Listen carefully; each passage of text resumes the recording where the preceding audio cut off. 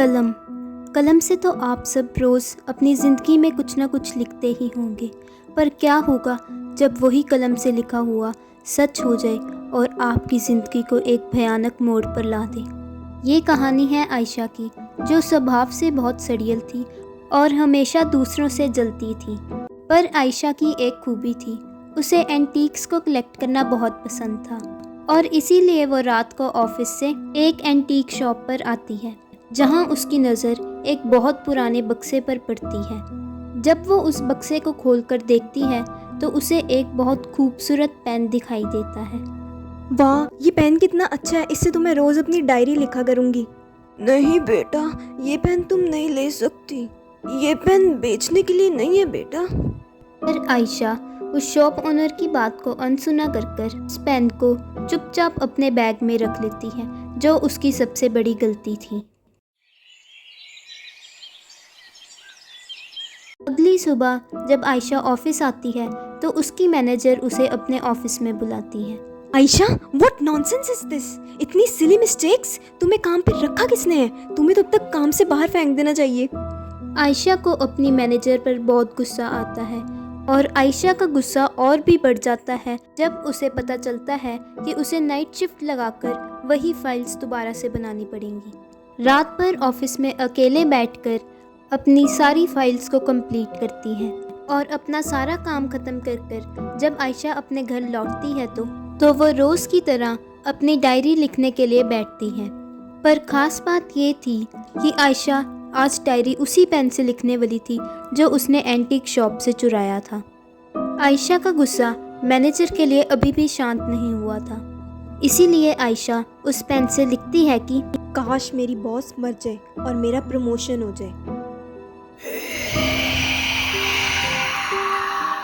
दूसरी ओर आयशा की मैनेजर जो घर लौट रही थी, उसकी कार की बैक सीट से उसे कुछ आवाज़ सुनाई देती है। मैनेजर, मरने के लिए तैयार हो जा। और आयशा की मैनेजर का एक्सीडेंट हो जाता है और आयशा की मैनेजर मर जाती है। अगले दिन आयशा जब ऑफिस पहुंचती है तो उसे पता लगता है कि उसकी मैनेजर मर चुकी है और आयशा का भी प्रमोशन हो जाता है, जैसा कि उसने उस पेन से लिखा था। पहले तो ये सब आयशा को बहुत अजीब लगता है, पर उसके बाद आयशा अपने प्रमोशन की खुशी में डूब जाती है। आखिरकार मेरा प्रमोशन हो ही गया और वो मैनेजर मर गई। लगता है ये पेन मेरे लिए बहुत लकी है।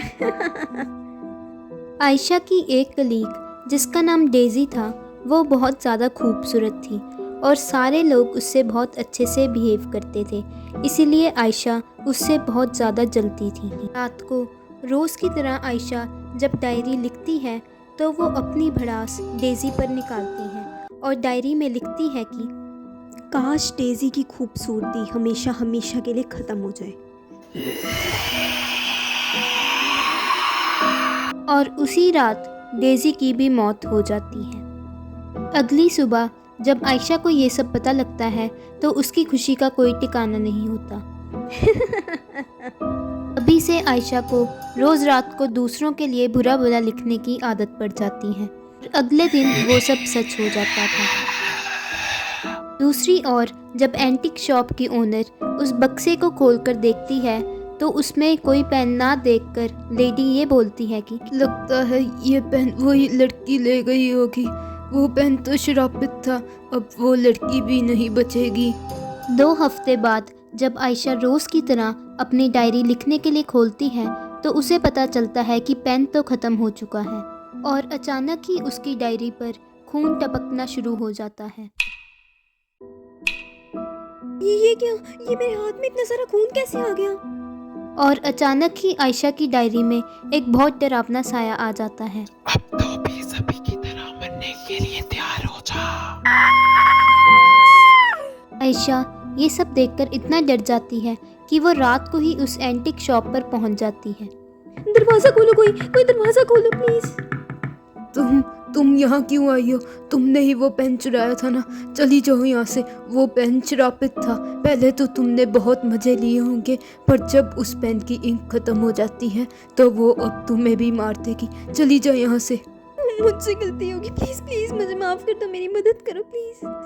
चली जा यहाँ से। मुझे भी तुम्हारे साथ नहीं मरना। निकल जा यहाँ से। जब आयशा रोते रोते अपने घर लौटती है तो वो अपनी डायरी को एक बार खोलकर देखती है, जिसमें लिखा था, आयशा, मरने के लिए तैयार हो जाओ।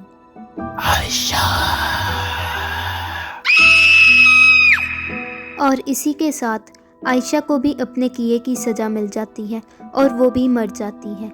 क्या तुम भी मेरे पेन से लिखना चाहोगे?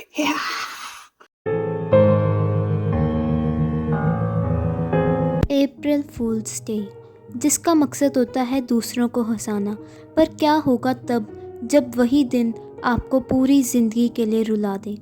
ये कहानी है सोनाली और सिमरन की, जो बहुत अच्छी दोस्त तो थी ही, पर रूममेट्स भी थी। एक दिन जब सोनाली अपने रूम में सो रही थी, तब उसे बहुत अजीब अजीब सी आवाज़ें आती हैं। इसकी वजह से सोनाली उठ जाती है और देखती है कि ये आवाज़ तो लिविंग रूम से आ रही है। उन आवाज़ों को सुनकर जब वो लिविंग रूम तक पहुंचती है तो कुछ ऐसा देखती है जिससे उसके होश ही उड़ जाते हैं। लिविंग रूम में एक बहुत डरावनी दिखने वाली लड़की अपना मुंह नीचे कर कर रो रही थी। अचानक से वो लड़की खड़ी हो जाती है और उसका रोना भी बंद हो जाता है। और जब वो लड़की अपना मुंह पीछे करती है तो सोनाली को पता चलता है कि वो तो उसकी रूममेट सिमरन है। सिमरन बहुत अजीब अजीब सी हरकतें करनी शुरू कर देती है और अपने मुंह में कुछ बड़बड़ा भी रही थी। और अचानक से सिमरन बहुत ज़ोर ज़ोर से हंसने लगती है। सिमरन की ऐसी हालत देखकर सोनाली बहुत ज़्यादा डर जाती है। कुछ देर बाद सिमरन की अजीब अजीब हरकत रुक जाती है और सिमरन बेहोश होकर ज़मीन पर गिर जाती है। और जब सिमरन को होश आता है तो वो बताती है कि उसके अंदर हिमानी नाम की लड़की की आत्मा आती है, जिसका मर्डर कई साल पहले इसी फ्लैट में हुआ था। रोते रोते सिमरन अपनी दोस्त सोनाली से मदद मांगती है। सोनाली, अब तुम भी मुझे बचा सकती हो। तुम हुई जब बोर्ड से मेरे अंदर उसी लड़की की आत्मा को बुलाओ और उससे पूछो कि वो मुझे क्यों मारना चाहती है। सोनाली बहुत डरी तो हुई थी, पर अपनी दोस्त की मदद करने के लिए वो तैयार हो जाती है और ouija बोर्ड को अपने सामने रखकर वो हिमानी की आत्मा को सिमरन के अंदर बुलाना शुरू कर देती, जिसके बाद से सिमरन फिर से अजीब अजीब सी हरकतें करना शुरू कर देती है। मैं सिमरन और तुझे दोनों को मार दूंगी।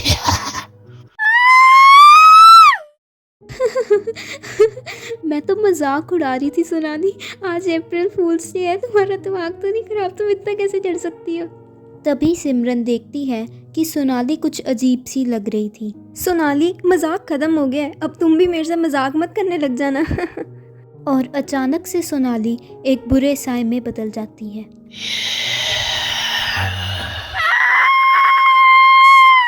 डरते डरते सिमरन अपने रूम की तरफ दौड़ना शुरू कर देती और अपने रूम को अंदर से लॉक कर लेती है। जब सिमरन अपने फ़ोन से किसी से मदद मांगने का सोच ही रही थी, तभी वो देखती है कि उसके फ़ोन में तो सोनाली का एक मैसेज था, जिसमें लिखा था कि वो आज रात को तो घर पर आएगी ही नहीं, जिसे पढ़कर सिमरन के होश उड़ जाते हैं। सोनाली तो घर पे ही नहीं है, तो फिर जिसके साथ मैं अप्रैल फूल बना रही थी तो वो कौन थी? तभी उसे अपने पीछे से कुछ आवाज़ आती है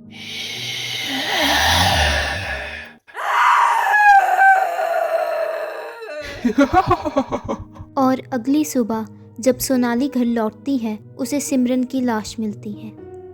क्या तुम भी मेरे साथ अप्रैल फूल बनाना चाहोगे?